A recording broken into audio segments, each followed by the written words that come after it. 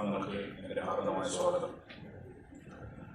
നമ്മുടെ പ്രവാസി സമൂഹത്തിനെ ബാധിച്ച അഗാധമായ ഒരു ദുരന്തത്തിന് നിഴലിൽ നിന്നാണ് ഇന്ന് നാം നാലാമത് ലോകരഹസ്യവുമായി ഒത്തുചേരുന്നത്. കുവൈറ്റിലുണ്ടായ നിർഭാഗ്യകരമായ തീപിടുത്തത്തിൽ അനേകം മലയാളികൾ ഉൾപ്പെടെ 49 ഇന്ത്യക്കാർക്ക് ജീവൻ നഷ്ടപ്പെട്ടു. ഓരോ കുടിയേറ്റ തൊഴിലാളിയും കേവലം വ്യക്തികൾ മാത്രമല്ല, നമ്മെ സംബന്ധിച്ച് അവർ അവരുടെ കുടുംബങ്ങളുടെ നാട്ടിലും നമ്മുടെ സമൂഹത്തിലെ പരിപാലകരും കൂടിയാണ്. അവരുടെ കുടുംബങ്ങൾക്ക് എന്തെങ്കിലും അതാത് മനുഷ്യരും അറിയിക്കുന്നു. സംഘടിപ്പിക്കാനാവാത്ത ദുഃഖത്തിന്റെ ഈ സമയത്ത് കേരള ഗവൺമെന്റ് നിങ്ങളോടൊപ്പം ഉണ്ടെന്ന് അറിയുക. നയകർത്താക്കൾ എന്ന നിലയിൽ ഈ ദുരന്തം നമ്മുടെ കുടിയേറ്റ തൊഴിലാളികളുടെ സുരക്ഷയും അവകാശങ്ങളും ഉറപ്പാക്കേണ്ട അടിയന്തര ആവശ്യത്തെ അനിവാര്യമാണ്. കർശനമായ സുരക്ഷാ നിയന്ത്രണങ്ങൾ നടപ്പിലാക്കുന്നതിന്, വിദേശത്ത് മികച്ച തൊഴിൽ സാഹചര്യങ്ങൾ നടപ്പിലാക്കുന്നതിനും, കൂടുതൽ സാമൂഹ്യ സുരക്ഷാ പദ്ധതികൾ വിഭാവനം ചെയ്യുന്നതിനും ലോകകേരള സഭയുടെ അഭിപ്രായ പ്രവർത്തനങ്ങൾ കൂടുതൽ ശക്തമായി നടത്തുവാൻ ആഹ്വാനം ചെയ്തുകൊണ്ട് ബഹുമാനപ്പെട്ട മുഖ്യമന്ത്രി ശ്രീ പിണറായി വിജയനെ അനുശോചനം അറിയിക്കുവാൻ ഞാൻ ക്ഷണിക്കുന്നു.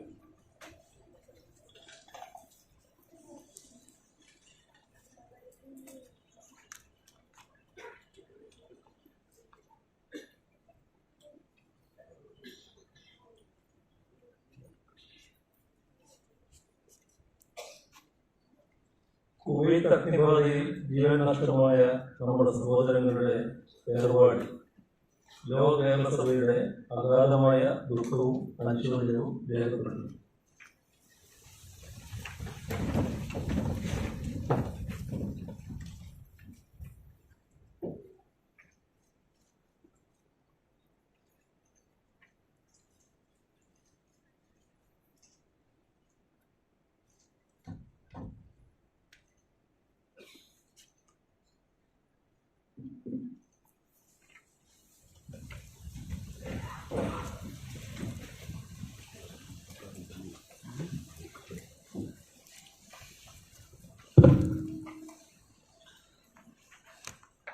സഭാ നടപടികൾ തുടങ്ങുന്നതിന്റെ ഭാഗമായി പ്രസിഡീയം അംഗങ്ങളെ വേദിയിലേക്ക് ക്ഷണിക്കുന്നു. ബഹുമാനപ്പെട്ട റവന്യൂ വകുപ്പ് മന്ത്രി Shri K Rajan,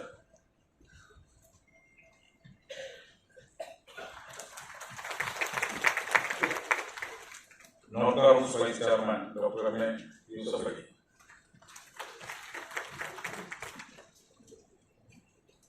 doctor Ravi Pillai, Norka residents vice chairman Shri P Sreeramakrishnan, Norka ഡയറക്ടറുമായ Shri M Aniruddhan, Shri J K Mano, Shri O V Mustafa, Shri C V Rabai, ലോക കേരള സഭയുടെ പേരിൽ എല്ലാവരും ഞാൻ ആർദ്രമായി വേദിയിലേക്ക് ക്ഷണിക്കുന്നു. സഭയുടെ അംഗങ്ങളായ ജനപ്രതിനിധികളെ പ്രതിനിധീകരിച്ച് എത്തിച്ചേർന്ന രാജ്യസഭാംഗം M P doctor John Brittas,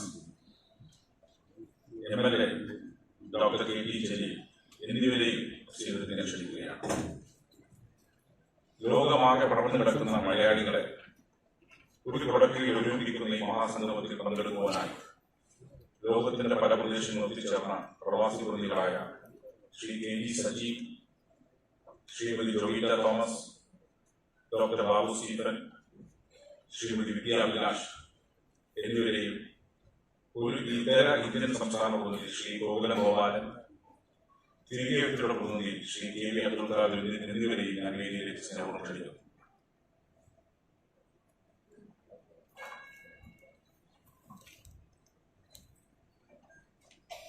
ഓരോ പ്രവാസിയും പലതരം വെല്ലുവിളി അതിജീവിച്ചാണ് കേരളത്തിന് പുറത്ത് സ്വന്തമായി ഇവിടം നേടുന്നത്. ഇവർ ഒത്തുകൂടുന്ന ഓരോ സ്ഥലങ്ങളും ഒരു കൊച്ചു കേരളം സൃഷ്ടിക്കുന്നു. ഈ പുറം കേരളങ്ങളെ കേരള സർക്കാരെ ബന്ധിപ്പിച്ചു നിർത്തുവാൻ ഇത്തരം ഒരു കൂട്ടായ്മ അനിവാര്യമാണ്. ഇതിനായി ഇടതുപക്ഷ ജനാധിപത്യ സർക്കാർ മുന്നിൽ സൃഷ്ടിച്ച സംവിധാനമാണ് ലോക കേരള സഭ. പ്രസിഡന്റിൽ ക്ഷണിച്ച സഭാപ്രതിനിധികളുടെ മേഖലാ വൈവിധ്യം നിറഞ്ഞതാണ്. ലോക കേരള സഭയുടെ വ്യക്തിമുദ്ര നേരത്തെ പരാമർശിച്ചതുപോലെ മൂന്നാമത്തെ സഭയിൽ 63 രാജ്യങ്ങളിൽ നിന്നാണെങ്കിൽ 4ാമത്തെ സഭയിൽ നാം ഒത്തുചേരുമ്പോൾ 103 രാജ്യങ്ങളിൽ നിന്നുള്ള പ്രതിനിധികളാണ് ഈ കേരള സഭയിൽ പങ്കെടുക്കുന്നത്. വളരെ ശ്രദ്ധേയമായ കാര്യമാണ്, അഭിമാനകരമായ നേട്ടമാണ്. നമ്മുടെ നാടിന്റെ സാമൂഹിക സാമ്പത്തിക ഉന്നമനത്തിൽ വലിയൊരു സംഭാവന നൽകുന്നവരാണ് ഒരു പ്രവാസി മലയാളി. നാടിന് ഇത്രത്തോളം ഗുണപരമായി സ്വാധീനിക്കുന്ന നിങ്ങൾ പ്രവാസി മലയാളികൾക്ക് നയരൂപീകരണ വേളയിൽ പ്രാതിനിധ്യം കിട്ടാറില്ല. നിങ്ങൾ നൽകുന്ന നിർദ്ദേശങ്ങൾ പ്രാവർത്തികമായ നടപ്പിലാക്കുക വഴി ഇതിനൊരു ബദൽ സംവിധാനമായി മാറുന്ന ലോകേതര സഭ. ഇതുപോലെ തന്നെ സഭയിലുള്ള ഓരോ അംഗങ്ങളും ഇന്ന് നടക്കുന്ന 8 വിഷയങ്ങളിൽ ചർച്ചകളിൽ 7 മേഖലാ സമ്മേളനങ്ങളിലും നിങ്ങളുടെ പ്രതിനിധാനം ചെയ്യുന്ന രാജ്യത്തെ മലയാളി പ്രവാസി സമൂഹത്തിന്റെ പ്രതിനിധികളായി പങ്കെടുക്കാൻ ക്ഷണിക്കുന്നു. ഇങ്ങനെ പ്രവാസ നൈപുണ്യ രംഗത്ത് ഒരു സംസ്ഥാന സർക്കാരിനും എന്തൊക്കെ ചെയ്യാം എന്ന് കേരള സർക്കാർ ലോകേതര സഭയിൽ കാട്ടിക്കൊടുക്കുകയാണ്. മലയാളികൾ വസിക്കുന്ന എല്ലാ ഇടങ്ങളിലും നമുക്ക് എത്തിച്ചേരാനാവട്ടെ എന്ന് വിശ്വസിക്കുന്നുണ്ട്. സഭാ നടപടികളിലേക്ക് എല്ലാവരും ക്ഷണിക്കുന്നു. ഉദ്ഘാടന പ്രസംഗം നടത്തുവാൻ ബഹുമാനപ്പെട്ട കേരളത്തിന്റെ മുഖ്യമന്ത്രി ശ്രീ പിണറായി വിജയനെ ഞാൻ സ്നേഹപൂർവ്വം ക്ഷണിക്കുകയാണ്.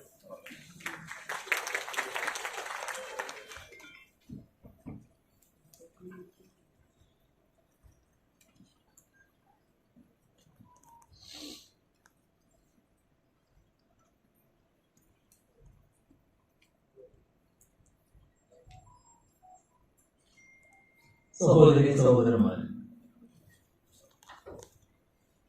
കുവൈറ്റിൽ അപ്രതീക്ഷിതമായി ഉണ്ടായ ഞെട്ടിക്കുന്ന ദുരന്തത്തിൻ്റെ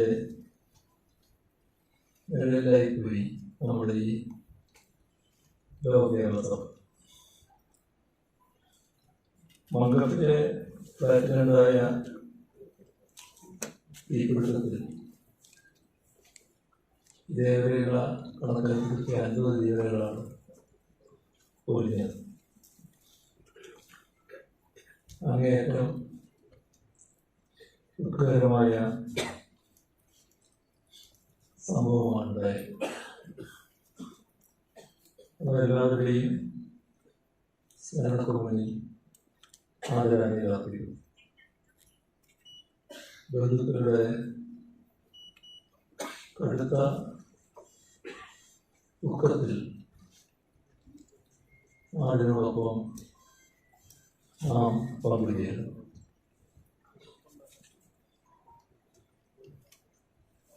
ഇന്ന് കൊച്ചി വിമാനത്താവളത്തിൽ നമ്മുടെ സഹോദരങ്ങളുടെ ചേതനയേറ്റ ശരീരം എത്തിച്ചേരുകയുണ്ടായി.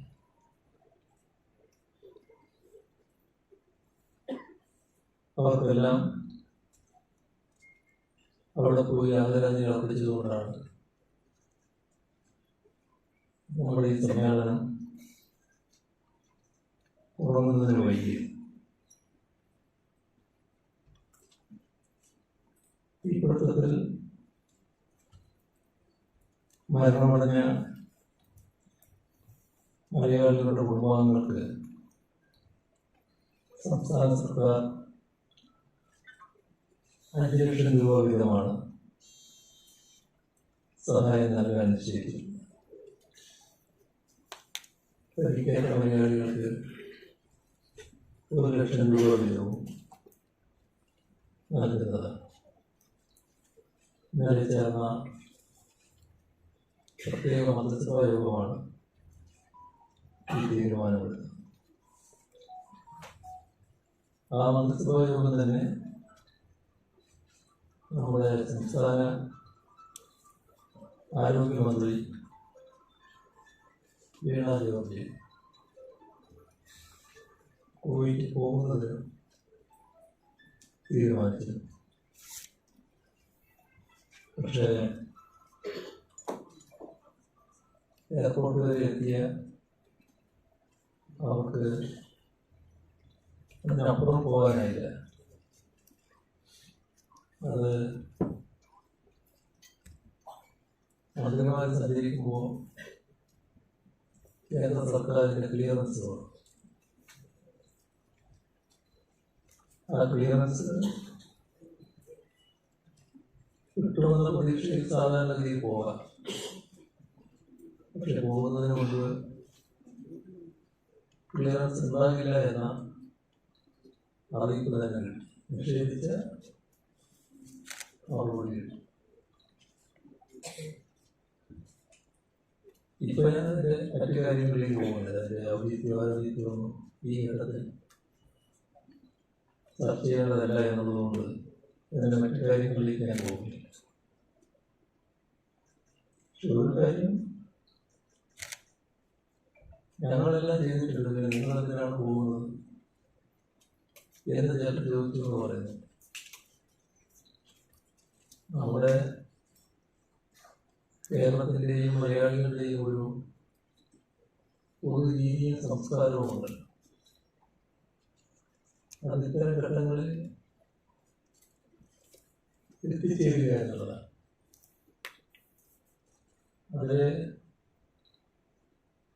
അത് നമ്മുടെ നാട് ആഗ്രഹിക്കുന്ന ഒരു കാര്യം. ഒരു മരണ വീട്ടിൽ നമ്മൾ പോകുന്നു, അവിടെ ഈ വേറെ വെച്ച് ചോദിക്കാറ് എന്താണ് വീട്ടിൽ പ്രത്യേകം ചെയ്യാനുള്ളത്. പക്ഷെ നമ്മുടെ നാടിൻ്റെ സംസ്കാരമാണ് ആ കുടുംബാംഗങ്ങളെ ആശ്വസിപ്പിക്കുക. നമ്മുടെ സാന്നിധ്യത്തിലൂടെ സഹതാപം അറിയിക്കുക. ഇവിടെ സംസ്ഥാന ആരോഗ്യമന്ത്രി തന്നെ അവിടെ ചെല്ലുമ്പോൾ അവിടെ പരിക്കേറ്റ് കിടക്കുന്ന ആളുകളുടെ കാര്യം, അതേപോലെ തന്നെ ഇതുമായി ബന്ധപ്പെട്ട് മലയാളി സമൂഹത്തിന് പറയാനുള്ള കാര്യം, അതെല്ലാം സാധാരണഗതി അറിയാൻ കൈകാര്യം ചെയ്യാൻ സാധിക്കും. പക്ഷെ എന്ത് ചെയ്യാം, നിഷേധിച്ചു കളഞ്ഞു. ഞങ്ങളെല്ലാവരും കൂടി ഇന്ന് ആ വന്ന ബോഡിയൊക്കെ ഏറ്റുവാങ്ങുന്ന നിലയാണ്. ഇവിടെ മരണമടഞ്ഞവരുടെ കുടുംബങ്ങൾക്ക് നോർക്കയിലൂടെ 5 ലക്ഷം രൂപ വീതം സഹായം നൽകാമെന്ന് പ്രവാസി വ്യവസായി MA യൂസഫ് അലി അറിയിച്ചിട്ടുണ്ട്. അതേപോലെ തന്നെ മറ്റൊരു പ്രവാസി വ്യവസായിയായ ജയ്പുള്ള 2 ലക്ഷം രൂപ വീതം സഹായം നൽകാമെന്ന് അറിയിച്ചിട്ടുണ്ട്. അവർ രണ്ടുപേരും നമ്മുടെ സഭയുടെ അംഗങ്ങളാണ്. ഇവിടെ പ്രസിദ്ധത്തിൽ ഉണ്ടാകേണ്ടതായിരുന്നു. രണ്ടാൾക്കും 2 രീതിയിലുള്ള അസുഖം പിടിപെട്ടതുകൊണ്ട് ഇങ്ങോട്ട് വരാൻ പറ്റില്ല എന്ന അവസ്ഥയാണ്. യാത്ര ചെയ്യാൻ പറ്റാത്ത സാഹചര്യം. അതാണ് ഇന്നത്തെ പരിപാടിയില്ലാത്തത്. അതേപോലെ തന്നെ നമ്മുടെ പരിപാടിയിൽ സജീവമായിട്ടുണ്ടാകുന്ന ഡോക്ടർ ആസാദ് മൂപ്പനും യാത്ര ചെയ്യാനുള്ള പ്രയാസം കാരണം അതും ഒരു പ്രത്യേക അസുഖത്തിൻ്റെ കാരണമാണ്. അദ്ദേഹത്തിന് എത്തിപ്പെടാൻ കഴിഞ്ഞിട്ടില്ല. ഈ 2 പേരോടും ലോക കേരള സഭയുടെ നാമത്തിൽ നന്ദി രേഖപ്പെടുത്തട്ടെ. മരണപ്പെട്ടവരുടെ കുടുംബങ്ങൾക്ക് ഇന്ത്യ ഗവൺമെന്റ് 2 ലക്ഷം രൂപ വീതം നൽകുമെന്ന് അറിയിച്ചിട്ടുണ്ട്. നമ്മുടെ സംസ്ഥാനത്ത് ഇന്ന് എത്തിയത് നമ്മുടെ 23 സഹോദരങ്ങളുടെ ചേതനേറ്റ ശരീരമാണ്. 7 തമിഴ്നാട്ടിൽ നിന്നുള്ളത്, ഒരു കർണാടക രൂപയാണ് ഈ കൂട്ടത്തിൽ ഉണ്ടായിരിക്കുന്നത്. കേന്ദ്ര വിദേശകാര്യ വകുപ്പിലെ സഹമന്ത്രിയും കുവൈറ്റ് സന്ദർശിച്ച് ആ ഫ്ലൈറ്റ് കൊച്ചിയിൽ വന്നിറങ്ങിയിരുന്നു. അദ്ദേഹവും നമ്മളോടൊപ്പം ഉണ്ടായിരുന്നു. അപകടത്തിൽപ്പെട്ടവർക്ക് സാധ്യമായ എല്ലാ സഹായങ്ങളും ലഭ്യമാക്കാൻ ആഭ്യന്തരത്തിലും പ്രവാസികളുടെ മുൻകൈയിലും ശ്രമം നടത്തുന്നു. കുവൈറ്റ് ഫലപ്രദമായി തന്നെ ഈ അപകടം നടന്നതിന് ശേഷം ഇടപെട്ടിട്ടുണ്ട്. ഇവിടെ അപകടം നടന്നതറിഞ്ഞ് ഇന്ത്യ ഗവൺമെന്റും അതുമായി ബന്ധപ്പെട്ട കാര്യങ്ങൾ അവിടുത്തെ എംബസി മുഖേന നീക്കിയിട്ടുണ്ട്.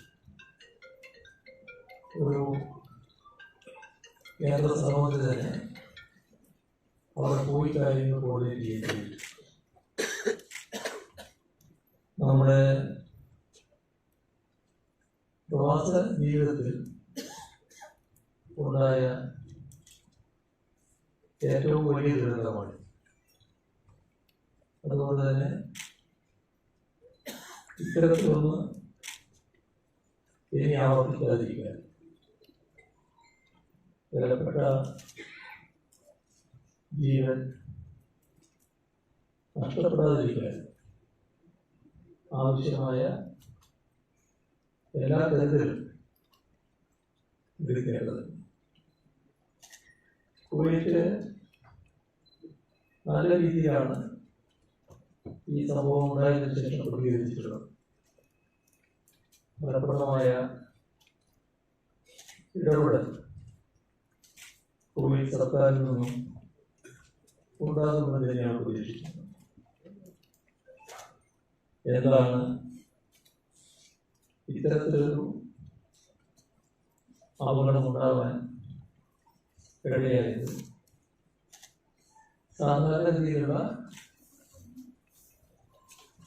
പാലിക്കേണ്ട സുരക്ഷാ ക്രമീകരണം ഏതെങ്കിലും തരത്തിലുള്ള വീഴ്ച വന്നിട്ടുണ്ടോ? അതിന് അങ്ങനെ ഉണ്ടെങ്കിൽ ഉത്തരവാദികൾ ആരാണ്? അതുപോലുള്ള കാര്യങ്ങൾ ഗൗരവമായ തുടർ നടപടികൾ കോവിഡ് സർക്കാരിൽ നിന്ന് ഉണ്ടാകുമെന്ന് തന്നെയാണ് അവരുടെ ആദ്യത്തെ പ്രതികരണം വ്യക്തമാക്കുന്നത്. അതോടൊപ്പം ജീവിതം കരുതിപ്പിടിക്കാനാണ് പ്രവാസികളായവരിൽ മഹാഭൂരിഭാഗവും പ്രവാസ ജീവിതം നയിക്കുന്നു. വിഷമകരമായ ജീവിത സാഹചര്യത്തിൽ നിന്ന് കരകയറാൻ ആഗ്രഹിക്കുന്ന ഒട്ടേറെ ആളുകൾ ഇന്ന് ആദരാഞ്ജലി അർപ്പിക്കുമ്പോൾ ഞങ്ങളുടെ കണ്ട കാഴ്ച ഇപ്പോഴും വല്ലാതെ മനസ്സിനെ പ്രയാസപ്പെടുന്നു. അതൊരു അച്ഛൻ്റെ നിലവിളിയായിരുന്നു അവിടെ നിന്ന്. അദ്ദേഹം അവിടെ ജോലി ചെയ്തു, തിരിഞ്ഞു, മകനെ അവിടെ കൊണ്ടുപോയി ചേർത്തു, ഇങ്ങ് പോകുന്നു. കുറച്ച് നാളെയായിട്ട് ഇതിനെ സ്വീകരിക്കുന്നത് ആ മകനെ ശബ്ദിച്ചിരിക്കുക. ഇനി ഓരോന്നിനും ഓരോ കഥകൾ നമ്മുടെ മനസ്സിനെ വല്ലാതെ വിഷമിപ്പിക്കുന്ന അനുഭവങ്ങൾ പറയാനുണ്ട്. ഇതിന് മതിയായ നഷ്ടപരിഹാരം എന്ത് കൊടുത്താലും ജീവന് പകരമാവില്ല നമുക്ക് എല്ലാവർക്കും അറിയാം. എങ്കിലും അത്തരം കുടുംബങ്ങൾക്ക് മതിയായ നഷ്ടപരിഹാരം ലഭിക്കുമെന്ന് ഉറപ്പുണ്ടാകും. അത് കോവിഡ് സർക്കാർ സ്വാഭാവികമായും അത്തരം നടപടികൾ സ്വീകരിക്കുമെന്നാണ് പ്രതീക്ഷിക്കുന്നത്. ഇന്ത്യ ഗവൺമെന്റ് കുവൈറ്റുമായി ബന്ധപ്പെട്ട് ആ നടപടികൾ ദുരിതപ്പെടുക. അതോടൊപ്പം അതുമായി ബന്ധപ്പെട്ട മറ്റ് സാങ്കേതിക കാര്യങ്ങൾ പരിശോധിച്ച് ഇതുമായി നഷ്ടപരിഹാരം നൽകാൻ ബാധ്യപ്പെട്ട സ്ഥാപനങ്ങളുണ്ടെങ്കിൽ അവരിൽ നിന്നും കൃത്യമായി നഷ്ടപരിഹാരം ഉണ്ടാക്കുന്നതിനുള്ള നടപടിയും കുവൈത്തിൽ സ്വീകരിക്കും. അതിനെല്ലാം കേന്ദ്ര സർക്കാരിൻ്റെ സംയോജിതമായ ഇടപെടലുണ്ടാകും. ഇത്തരം കാര്യങ്ങളിൽ സംസ്ഥാനവും കേരളവുമെല്ലാം ഒരേ മനസ്സോടെ ഏകോപിച്ച് നീങ്ങുകയാണ്. സംസ്ഥാനത്തിന് പ്രത്യേകിച്ചൊന്നും മറ്റൊരു രാജ്യത്തിനകത്ത് ചെയ്യാൻ കഴിയില്ലെങ്കിലും എല്ലാ കാര്യങ്ങളും രാജ്യമെന്ന നിലക്ക് ഇന്ത്യ ഗവൺമെൻറ്റാണ് ചെയ്യേണ്ടതെങ്കിലും അവിടെ ജീവിക്കുന്നവർ നല്ലൊരു ഭാഗം ഇവിടെയുള്ളവരാണ് എന്നുള്ളതുകൊണ്ട് എന്താണ് പ്രശ്നങ്ങൾ എന്നത് കൃത്യമായി കേന്ദ്ര സർക്കാരിനെ ധരിപ്പിക്കാൻ സംസ്ഥാന സർക്കാരിന് അതൊന്നും വേണ്ട എന്നൊരു സമീപനം ഇതുപോലൊരു കാര്യത്തിൽ സ്വീകരിക്കുന്നത് ഔചിത്യമല്ല എന്ന് മാത്രം ഇപ്പോൾ പറഞ്ഞു വെക്കട്ടെ. ഇവിടെ നല്ല ഇടപെടലുകൾ അവിടെ രൂപീകരിച്ച എംബസിലൂടെ ഗ്ലോബൽ കോൺടാക്ട് സെന്ററിലൂടെ നമുക്ക് നടത്താൻ കഴിഞ്ഞിട്ടുണ്ട്. ഇന്ത്യ ഗവൺമെന്റ് നടത്തുന്ന എല്ലാ ഇടപെടലുകൾക്കും സംസ്ഥാന സർക്കാരിന്റെ പൂർണ്ണ പിന്തുണയും നൽകുന്നുണ്ട്. ഇന്ത്യ ഗവൺമെന്റിന്റെ വിദേശകാര്യ വകുപ്പുമായി കേരള സർക്കാരിന്റെ പ്രതിനിധി പ്രൊഫസർ കെ.വി. തോമസ് ഈ സമയങ്ങളിൽ നിരന്തരമായി ബന്ധം പുലർത്തി വരികയും ചെയ്തു. നമുക്ക് ഈ ദുരന്തം ഉണ്ടായാലും അതിനെല്ലാം മറികടന്ന് മുന്നോട്ട് പോയേ പറ്റും. അതുകൊണ്ട് തന്നെ ഈ കാര്യത്തിൽ നമ്മുടെ വികാരം പ്രകടിപ്പിച്ചുകൊണ്ട് സമ്മേളന കാര്യത്തിലേക്ക് നമുക്ക് കടക്കാം. സമ്മേളന നടപടികൾ നമുക്ക് വളരെ വൈകിയാണ് ആരംഭിക്കാൻ കഴിയുന്നത്. ഇപ്പോ 6:15 അതുകൊണ്ട് തന്നെ ഒരു ദീർഘമായ ഉദ്ഘാടന പ്രസംഗം നടത്തുന്നത് ഔചിത്യമാകുമെന്നൊരു സംശയമുണ്ട്. ആ സംശയം കാരണമാണ് ഒറ്റവാചകത്തിൽ അനുശോചന പ്രമേയം അവതരിപ്പിക്കുക. കാരണം ധാരാളം നടപടിക്രമങ്ങൾ നമുക്ക് പൂർത്തിയാക്കാനുണ്ട്.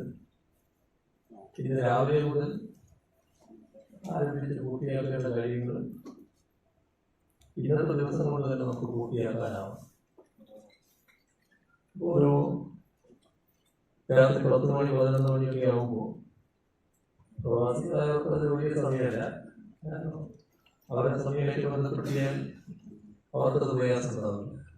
പക്ഷേ നമ്മുടെ നാട്ടിലാണല്ലോ, അതുകൊണ്ട് അത് കുറച്ചൊരു പ്രയാസം ഉണ്ടാക്കുന്ന കാര്യമായിരിക്കും.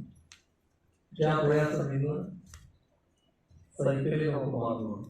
കാരണം ഈ സഭാ നടപടികൾ പൂർത്തീകരിക്കേണ്ടതായിട്ടുണ്ട്. അതുകൊണ്ട്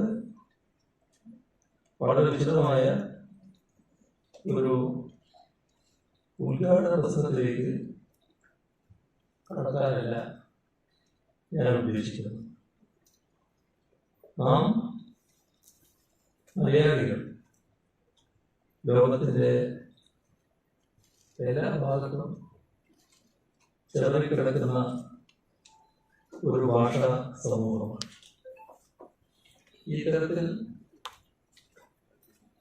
ഏതെങ്കിലും കൂട്ടരെ കാണുന്നതിന് അപൂർവമായി ലോകത്തെമ്പാടുമായി വളർന്നു കിടക്കുന്ന മലയാളി സമൂഹത്തിൻ്റെ ഒരു പരിച്ഛേദം ലോക കേരള സഭ എന്ന പേരിൽ ഇതിലൂടെ സമ്മേളിക്കുക 103 രാജ്യങ്ങളിൽ നിന്നുള്ള പ്രതിനിധികൾ ഇവിടെ എത്തിയിരിക്കുന്നു. ഇത് തീർച്ചയായും അഭിമാനകരമായ കൂടിച്ചേരലാണ്. ഈ സഭയിലേക്ക് നിങ്ങളുടെ ഓരോരുത്തരെയും ഒന്നുകൂടി ആദരമായി സ്വാഗതം ചെയ്യട്ടെ.